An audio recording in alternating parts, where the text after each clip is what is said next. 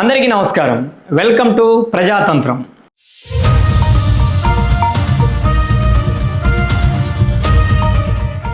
ఆంధ్రప్రదేశ్ రాష్ట్ర మాజీ ముఖ్యమంత్రి వైఎస్ జగన్మోహన్ రెడ్డి గారు ఇటీవల సత్తెనపల్లి పర్యటనలో భాగంగా జరిగినటువంటి ఉదాంతం ఏదైతే ఉందో, వైఎస్ఆర్సీపీ పార్టీ కార్యకర్త సింగయ్య మృతికి సంబంధించినటువంటి కేసులో వైఎస్ జగన్మోహన్ రెడ్డి గారిని ఏటుగా చేర్చడం జరిగింది. అయితే ఈ కేసులో జగన్మోహన్ రెడ్డి గారి యొక్క అరెస్టు తప్పదా అంటే తప్పదనే విధంగా రాజకీయ వర్గాలు అలాగే విశ్లేషక వర్గాలు తెలియజేస్తూ ఉన్నాయి. అయితే ఈ కేసుకు సంబంధించి ఏం జరుగుతుంది, జగన్మోహన్ రెడ్డి గారిని నిజంగా అరెస్ట్ చేస్తారా, అలానే గవర్నర్ గారు జోక్యం చేసుకుని దీంట్లో ఏదైనా ఒక ఆదేశాలను జారీ చేసేటువంటి అవకాశం ఉందా, లేకపోతే హైకోర్టు కానీ సుప్రీంకోర్టు కానీ ఈ కేసుకు సంబంధించి ఎటువంటి విధానాలను వెలువరించేటువంటి అవకాశం ఉందో మనం మాట్లాడుకునేటువంటి ప్రయత్నం చేద్దాం. అయితే జగన్మోహన్ రెడ్డి గారు ఇటీవల పల్నాడు జిల్లా పర్యటనలో భాగంగా సత్తెనపల్లికి వెళ్తున్నటువంటి తరుణంలో గుంటూరు సమీపంలో జరిగినటువంటి ఏదైతే ఆయన కారు యాక్సిడెంట్కి సంబంధించినటువంటి ఇన్సిడెంట్, ఆయన కారు టైర్ల కింద నలిగి సింగయ్య అనేటువంటి వైఎస్ఆర్సీపీ పార్టీ కార్యకర్త మరణించారు. ఆ కేసుకు సంబంధించి రాష్ట్ర వ్యాప్తంగా రాజకీయ వర్గాల్లో దుమారం రేగినటువంటి అంశం మనందరికీ తెలుసు. వైఎస్ఆర్సీపీ వర్సెస్ టీడీపీగా ఒక యుద్ధ వాతావరణం నెలకొంది. ఈ వీడియో ఫేక్ అని వైఎస్ఆర్సీపీ వాళ్ళు అంటే, లేదు ఇది వాస్తవమైనటువంటి వీడియో అని టీడీపీ వర్గాలు తెలియజేయడం, చివరాఖరకు ఆ వీడియో వాస్తవం అనే విధంగా పోలీసు వర్గాలు ధృవీకరించడం జరిగింది. అయితే ఈ యొక్క వీడియోకు సంబంధించినటువంటి వ్యవహారంలో, సింగయ్య మృతికి సంబంధించినటువంటి వ్యవహారంలో జగన్మోహన్ రెడ్డి గారి యొక్క డ్రైవర్ని ఆ కేసులో A1గా చేరిస్తే జగన్మోహన్ రెడ్డి గారిని A2గా చేర్చడం జరిగింది. ఇప్పటికే జగన్మోహన్ రెడ్డి గారి యొక్క డ్రైవర్ని అరెస్ట్ చేసి ఇప్పటికే రిమాండ్కి పంపించడం జరిగింది. ఆయనకు సంబంధించినటువంటి విచారణ కూడా కొనసాగుతూ ఉంది. అలానే జగన్మోహన్ రెడ్డి గారిని కూడా అరెస్ట్ చేసే విధంగా సన్నాహాలు పోలీసు వర్గాల్లో రాజకీయ వర్గాల్లో సంసిద్ధమై ఈ రోజా రేపా అనే విధంగా జగన్మోహన్ రెడ్డి గారిని అరెస్ట్ చేయాలనేటువంటి ఒక కోణంతో పోలీసు వర్గాలు సన్నద్ధంగా ఉన్నదనేటి విశ్వసనీయటువంటి సమాచారం. అయితే ఈ అరెస్ట్ నుంచి తప్పించుకోవడానికి జగన్మోహన్ రెడ్డి గారు అన్ని విధాలుగా ప్రయత్నం చేస్తూ ఉన్నారు.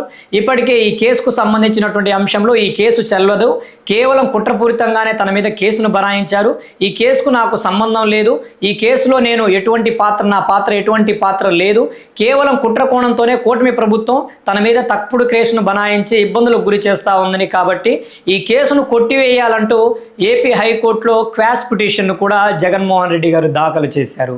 అయితే ఆ సందర్భంలో హైకోర్టు కూడా కొన్ని వ్యాఖ్యలను జగన్మోహన్ రెడ్డి గారి మీద చేయడం జరిగింది. అయితే ఇప్పటికిప్పుడు ఈ కేసుని విచారణకు తీసుకోవడం సాధ్యం కాదు. అయితే కొన్ని రోజుల పాటు ఎదురు చూడండి అంటూ ఆ కేసును వాయిదా వేసినటువంటి అంశం మనందరికీ విదితమే.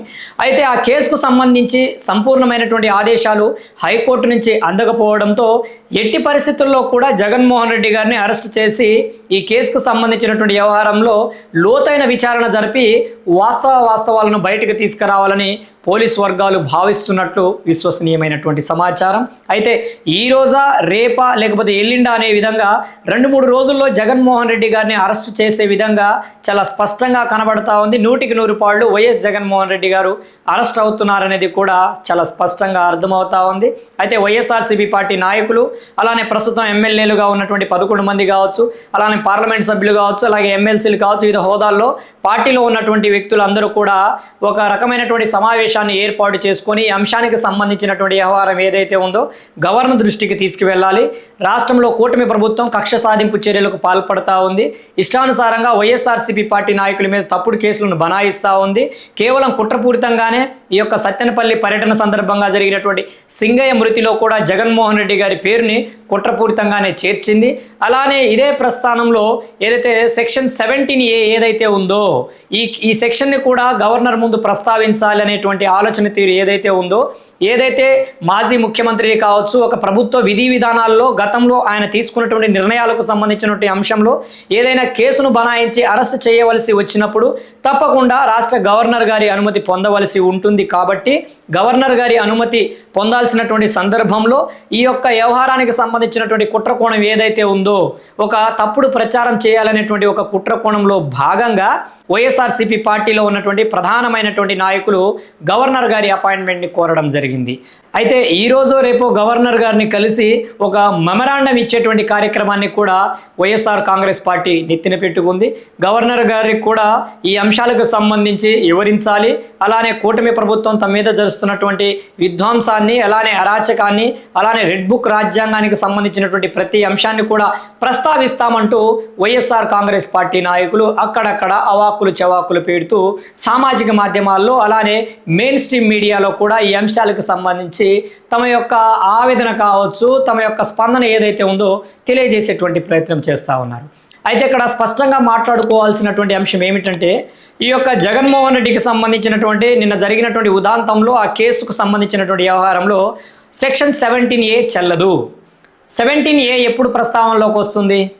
ఏదైనా ఒక మాజీ ముఖ్యమంత్రిని కావచ్చు, ఒక ప్రభుత్వ అధికారిని అటెండర్ స్థాయి దగ్గర నుంచి ఐఏఎస్ వరకు, పీసీ దగ్గర నుంచి ఐపీఎస్ వరకు కూడా ఎవరైనా ప్రభుత్వ అధికారుల మీద అవినీతికి సంబంధించినటువంటి వ్యవహారాల్లో వారిని ఇబ్బందులకు గురి చేసి, వారి మీద తప్పుడు కేసులను బనాయించి వారిని ఇబ్బందులకు గురి చేయాలనేటువంటి ఒక కుట్రపూరితంగా వ్యవహరించేటువంటి కేసులు ఏవైతే ఉన్నాయో ఆ కేసులకు సంబంధించినటువంటి వ్యవహారాల్లో అందుకు సంబంధించినటువంటి విచారణలో ముందస్తు అనుమతి పొందవలసి ఉంటుంది. గతంలో కూడా నారా చంద్రబాబు నాయుడు గారిని స్కిల్ డెవలప్మెంట్ స్కామ్కు సంబంధించినటువంటి వ్యవహారంలో అన్యాయంగా, అక్రమంగా తప్పుడు కేసును బనాయించి ఆనాడు కనీసం గవర్నర్ గారి దగ్గర నుంచి అనుమతి పొందకుండానే సెక్షన్ 17A చెల్లదు, అవినీతికి సంబంధించినటువంటి అన్ని ఆధారాలు తమ దగ్గర ఉన్నాయి కాబట్టి బాబు గారిని అరెస్ట్ చేసి రిమాండ్కు పంపిస్తున్నాననేటువంటి ఆనాడు జగన్మోహన్ రెడ్డి యొక్క కక్ష సాధింపు చర్యలు, వ్యవహార శైలి ఏదైతే ఉందో ఆ తీరులో నేడు కూటమి ప్రభుత్వం వెళ్ళడం లేదు. ఈరోజు చంద్రబాబు నాయుడు గారి పొజిషన్లో జగన్మోహన్ రెడ్డి ఉంది. అదే యాక్సిడెంట్ చంద్రబాబు నాయుడు గారి ద్వారా జరిగి ఉండుంటే ఈ పాటికే బాబు గారిని అరెస్ట్ చేసి కటకటాలకు పంపించి ఇబ్బందులకు గురి చేసి మనోవేదనకు గురి చేసేటువంటి అవకాశం ఉండేది. కానీ ఆనాడు ఉన్నటువంటి రాజారెడ్డి రాజ్యాంగానికి ఈరోజు ఉన్నటువంటి ప్రజాస్వామ్యయుతమైనటువంటి భారత రాజ్యాంగ అమలు తీరుకి ఎంత భిన్న అభిప్రాయ భేదం, భిన్న వ్యక్తిత్వ విధానాలు, భిన్న ఆలోచన తీరు ఏదైతే ఉందో చాలా స్పష్టంగా అర్థమవుతున్నది కూడా చాలా స్పష్టంగా అర్థమవుతా ఉంది. అయితే తప్పు చేసినటువంటి మీరు చట్టం నుంచి తప్పించుకోవడానికి నేను మాజీ ముఖ్యమంత్రిని, నన్ను అరెస్ట్ చేస్తే రాష్ట్ర పరువు పోతుంది, అలానే నన్ను అరెస్ట్ చేస్తే రాష్ట్రం యొక్క ఖ్యాతి దిగజారిపోతుంది, అలానే నన్ను అరెస్ట్ చేస్తే మా వైఎస్ఆర్సీపీ పార్టీ విధ్వంసం సృష్టిస్తుందనే విధంగా ఈరోజు క్లియర్ కట్టుగా మీ యొక్క నిర్లక్ష్యంతోనే, మీ యొక్క పొరపాటుతోనే, మీ యొక్క తప్పిదంతోనే మీరు ప్రభుత్వం దగ్గర నుంచి, పోలీస్ వ్యవస్థ నుంచి సరైన క్రమంలో అనుమతి పొందకుండా, వారు విధించినటువంటి షరతులను పాటించకుండా విచ్చలవిడిగా ఇష్టానుసారంగా నీ యొక్క వైఎస్ఆర్సీపీ పార్టీ కార్యకర్తలను, నాయకులను రెచ్చగొట్టి అక్కడ ఒక రకమైనటువంటి విధ్వంసాన్ని సృష్టించి ఈరోజు సింగయ్య మరణానికి మీరే బాధ్యులయ్యారు. జగన్మోహన్ రెడ్డి గారు మీ ఆత్మ పరిశీలన చేసుకోవాల్సినటువంటి అవసరం ఉంది. ఒక నిండు ప్రాణం మీ వల్ల బలైంది, కనీసం పశ్చాత్తాపం మీలో లేదు. తప్పు జరిగింది, తప్పిదాన్ని సరిదిద్దుకోవాలనేటువంటి ఆలోచన తీరు కూడా మీలో కనిపించడం లేదు. తప్పు జరిగినటువంటి వ్యవహారంలో మీ బాధ్యతారాహిత్యం, మీ నిర్లక్ష్యం క్లియర్ కట్గా కనబడతా ఉన్నప్పుడు మీ మీద కేసు పెడితే ఇది కుట్రపూరితంగా పెడతా ఉన్నారు, కక్ష సాధింపు చర్యలతో భాగంగా పెడతా ఉన్నారు. నిజంగా మీ మీద కక్ష సాధింపు చర్యలే చేయాలనుకుంటే సంవత్సర కాలంలో ఈ పాటికే మీ మీద రకరకాల తప్పుడు కేసులను బనాయించి అరెస్ట్ చేసి జైలుకు పంపించేటువంటి పరిస్థితి ఉండేది. కానీ మీరు ఎక్కడ విధ్వంసం చేసినా, ఎక్కడ రెచ్చగొట్టేటువంటి ధోరణి చేసినా, ఎక్కడైనా రాష్ట్రానికి సంబంధించినటువంటి ఖ్యాతిని దిగజార్చే విధంగా వ్యవహరించినా మీ మీద ఎటువంటి కేసును బనాయించకుండా చట్టబద్ధంగా, న్యాయబద్ధంగా, రాజ్యాంగబద్ధంగా రాష్ట్రంలో కూటమి ప్రభుత్వం పరిపాలన కొనసాగుతుందనేది కూడా మీకు తెలుసు, రాష్ట్రంలో ఉన్నటువంటి ప్రజలకు కూడా తెలుసు. మీ మనస్సాక్షిని, మీ ఆత్మ అభిమానాన్ని ఒక్కసారి పరిశీలించుకొని ప్రశ్నించుకుంటే తప్పకుండా మీకు వాస్తవాలు తెలుస్తాయి.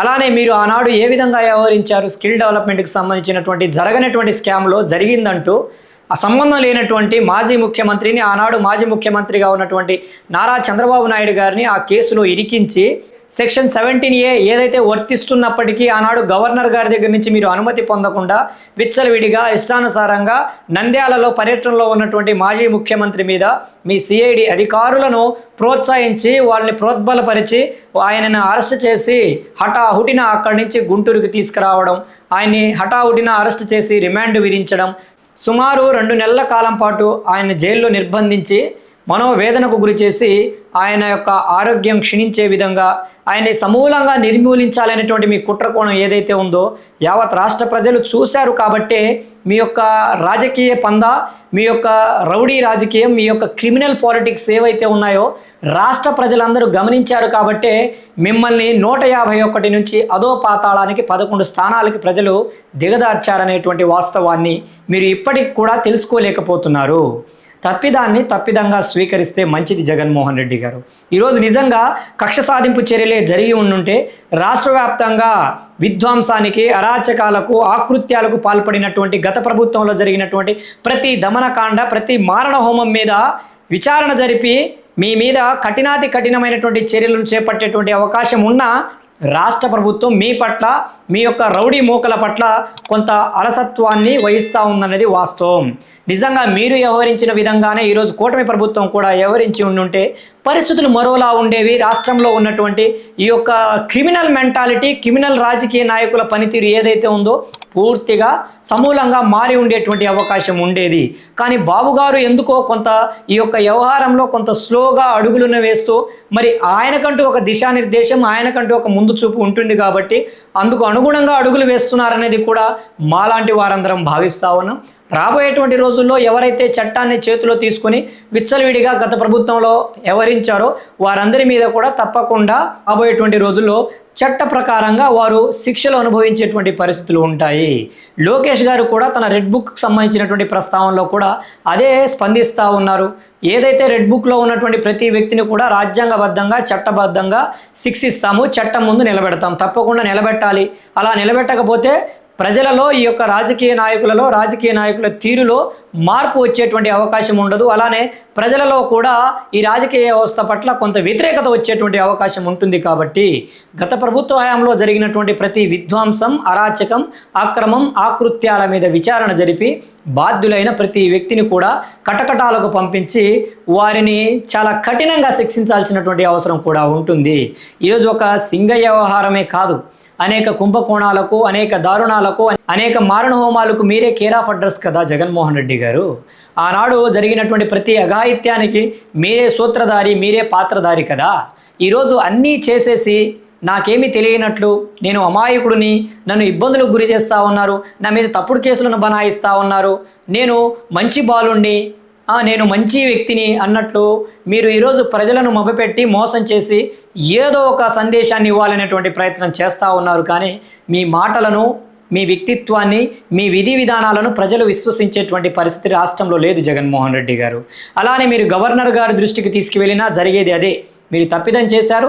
ఇప్పటికే పోలీస్ వ్యవస్థ, అలానే ప్రభుత్వం కూడా ఈ అంశానికి సంబంధించి సవివరంగా ఒక రిపోర్ట్ను కూడా గవర్నర్కి పంపించిందనేటువంటి విశ్వసనీయ సమాచారం కూడా అందుతూ ఉంది. మరి చూద్దాం, 2-3 రోజుల్లో జగన్మోహన్ రెడ్డి గారి యొక్క సింగయ్యకు సంబంధించినటువంటి మృతికి సంబంధించినటువంటి వ్యవహారంలో అరెస్టు కాబోతా ఉన్నారు. మరి రాబోయేటువంటి రోజుల్లో వైఎస్ఆర్ కాంగ్రెస్ పార్టీకి గడ్డు కాలం ఏర్పడబోతా ఉంది. గతంలో అయితే అరెస్ట్ అయితే చెల్లి షర్మిల పార్టీని నడిపినటువంటి పరిస్థితి. మరి ఈరోజు ఎవరు నడుపుతారు? వైఎస్ భారతి గారి పార్టీని నడుపుతారా, మరెవరైనా నడుపుతారా అనేది కూడా వేచి చూడాల్సినటువంటి అవసరం ఉంది. అయితే ఈ కేసుకు సంబంధించినటువంటి వ్యవహారంలో మాత్రం 100కి 100 వైఎస్ జగన్మోహన్ రెడ్డి గారు అరెస్ట్ అయ్యేటువంటి అవకాశం కనిపిస్తూ ఉంది.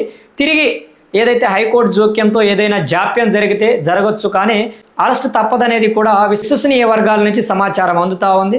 అలానే వైఎస్ఆర్ కాంగ్రెస్ పార్టీ నాయకులారా, మీరు కూడా మీ విధానాలను మార్చుకొని, మీ ఆలోచన తీరును మార్చుకొని రాష్ట్ర అభివృద్ధిలో మీరు కూడా భాగస్వాములు అవ్వడానికి ప్రయత్నించండి. అంతేకాని తప్పుడు ప్రచారాలు చేస్తూ రాష్ట్ర పరువు ప్రతిష్టను దిగజారుస్తూ రాష్ట్ర ఖ్యాతిని దిగజార్చే విధంగా వ్యవహరించడం అనేది సరైనటువంటి విధానం కాదు. మీ తీరును మార్చుకొని రాష్ట్ర అభివృద్ధిలో భాగస్వాములు అవ్వండి. ప్రజల అభిమానాన్ని, ప్రజల గౌరవ మర్యాదలని చొరగొనండి. అంతేగాని ఇదే విధంగా ఉంటాం, ఇలానే క్రిమినల్ పాలిటిక్స్ చేస్తాం, ఇలానే రౌడీ రాజ్యాన్ని కొనసాగిస్తాం, ఇలానే రాజారెడ్డి రాజ్యాంగాన్ని తీసుకొచ్చే విధంగా వ్యవహరిస్తామంటే మొన్నటికి మొన్నే పవన్ కళ్యాణ్ గారు కూడా చాలా స్పష్టంగా తెలియజేశారు. ఇక వైఎస్ఆర్ కాంగ్రెస్ పార్టీ అనేది ముగిసిన అధ్యాయం, అది ఇక రాజకీయాల్లో భూస్థాపితమైనటువంటి పార్టీ. వారిని 20 సంవత్సరాలు కాదు కదా, 30 సంవత్సరాల కాలం పాటు ఈ రాష్ట్రంలో కూటమి ప్రభుత్వమే అధికారంలో ఉండబోతుంది. నారా చంద్రబాబు నాయుడు గారి యొక్క దిశానిర్దేశంతోనే ఈ రాష్ట్రం అభివృద్ధి పదంలో ముందుకు అడుగులు వేస్తుందని వారు చేసినటువంటి వ్యాఖ్యలు కావచ్చు, అలానే మొన్న విజయవాడ నగరంలో జరిగినటువంటి ఫిక్కికి సంబంధించినటువంటి సమావేశంలో కూడా నారా చంద్రబాబు నాయుడు గారు అక్కడ వచ్చినటువంటి ప్రతినిధులకు ఒక స్పష్టమైనటువంటి హామీని ఇవ్వడం జరిగింది. రాబోయేటువంటి రోజుల్లో రాష్ట్రంలో గతం తాలూకా యుద్ధాంస పరిపాలన ఉండదు, అలాంటి ప్రభుత్వాన్ని రానివ్వకుండా మేము ఏం చేయాలో అన్ని విధాలుగా కట్టుదిట్టమైనటువంటి ఏర్పాట్లను చేసుకుంటున్నాం. కాబట్టి రాష్ట్రంలో పెట్టుబడులను పెట్టండి, మీకు ఎటువంటి సహకారం అందించమన్నా ప్రభుత్వం అందించడానికి సంసిద్ధంగా ఉందని వారిరువురు చేసినటువంటి కామెంట్లు కావచ్చు. అలానే నారా లోకేష్ గారు కూడా జగన్మోహన్ రెడ్డి యొక్క వ్యవహార శైలి, వైఎస్ఆర్ కాంగ్రెస్ పార్టీ వ్యవహార శైలికి సంబంధించినటువంటి అంశాల్లో స్పందించిన తీరు చూసుకుంటే రాబోయేటువంటి రోజుల్లో వైఎస్ఆర్ కాంగ్రెస్ పార్టీకి గడ్డు కాలమే దాపరించిందనేది కూడా చాలా స్పష్టంగా అర్థమవుతా ఉంది. ఎందుకంటే వారి తీరును మార్చుకొని, వారి ప్రజాపందన మార్చుకొని, ప్రజల్లో వాళ్ళు వెళ్ళేటువంటి విధానాలను మార్చుకుంటే తప్పకుండా ప్రజలు, ఎందుకంటే ప్రభుత్వాలను నెలకొల్పాల్సింది, ప్రభుత్వాలను ఏర్పాటు చేయాల్సింది సుప్రీం ఈ యొక్క ప్రజాస్వామ్యంలో ప్రజలచే, ప్రజలకై, ప్రజల కొరకు ఎన్నుకోబడినటువంటి ప్రజాప్రభుత్వాలను ఎన్నుకునేటువంటి అధికారం ప్రజలకే ఉంటుంది. కాబట్టి ఏ ప్రభుత్వాన్ని నిలబెట్టాలన్నా, ఏ ప్రభుత్వాన్ని దించాలన్నా అది ప్రజల చేతుల్లోనే ఉంటుంది. కాబట్టి ఇప్పటి వరకు ఉన్నటువంటి పరిస్థితులు చూసుకుంటే కూటమి ప్రభుత్వం పట్ల ప్రజలలో చాలా మంచి నమ్మకం ఏర్పడింది. బాబు గారి యొక్క పరిపాలన కావచ్చు, లోకేష్ గారికి సంబంధించినటువంటి దిశానిర్దేశం, భవిష్యత్ పట్ల వారికి ఉన్నటువంటి ఆలోచనాత్మకమైనటువంటి నిర్ణయాలు కావచ్చు, వీటన్నిటిలో కూడా ప్రజలలో కూటమి ప్రభుత్వం పట్ల ఒక స్పష్టమైనటువంటి నమ్మకాన్ని కుదిరింది. కాబట్టి రాబోయేటువంటి రోజుల్లో ఆ విధానంతో జగన్మోహన్ రెడ్డి గారు పోటీపడి ఆ విధానాన్ని మార్చుకొని ఈ యొక్క విధానాల్లో కొంత నూతన వరవడితో ముందుకు వెళ్తే రాబోయేటువంటి రోజుల్లో కనీసం ప్రతిపక్ష హోదా వచ్చేటువంటి అవకాశం ఉంటుంది. కానీ ఇదే విధంగా ఇష్టానుసారంగా విచ్చలవిడిగా ఎవరిని పడితే వారిని చంపేస్తాం, ఎవరిని పడితే వారిని హింసిస్తాం, ఎవరిని పడితే వారిని విచ్చలవిడిగా దారుణాతి మారణ హోమాలను సృష్టిస్తామంటే ప్రజలు స్వాగతించరు జగన్మోహన్ రెడ్డి గారు. ఆ దిశగా మీ పందాను మార్చుకొని ముందుకు అడుగులు వేయండి. తప్పకుండా మీకంటూ ఒక కనీస హోదా అనేది వచ్చేటువంటి అవకాశం ఉంటుందని నా యొక్క భావన. చూద్దాం రాబోయేటువంటి రోజుల్లో ఆంధ్రప్రదేశ్ రాజకీయాల్లో పెను సంచలనం సృష్టించబడుతుందా, జగన్మోహన్ రెడ్డి గారి అరెస్టు తప్పదా అనేటువంటి తెలియాలంటే మరో 2-3 రోజులు వేచి చూడాల్సినటువంటి అవసరం ఉంది. జై భీమ్, జై భారత్, జై హింద్.